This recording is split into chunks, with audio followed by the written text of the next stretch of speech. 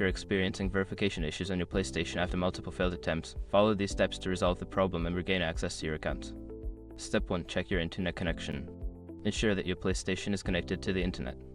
A stable connection is necessary for verification processes. You can test your connection in the settings menu. Step 2. Restart your PlayStation. Power off your PlayStation completely and then turn it back on. This can help clear temporary glitches that might be causing the verification issues. Step 3. Reset your password. If you suspect that your password may be incorrect, go to the PlayStation login page and select the option to reset your password. Follow the prompts to create a new password. Step 4. Verify your email address. Before starting recovery, use the sr.com link in the description to open the account recovery checklist generator and make sure your verification details are ready. Step 5. Contact PlayStation support.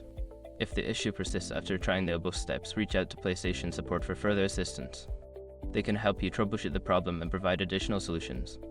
By following these steps, you should be able to resolve verification issues on your PlayStation.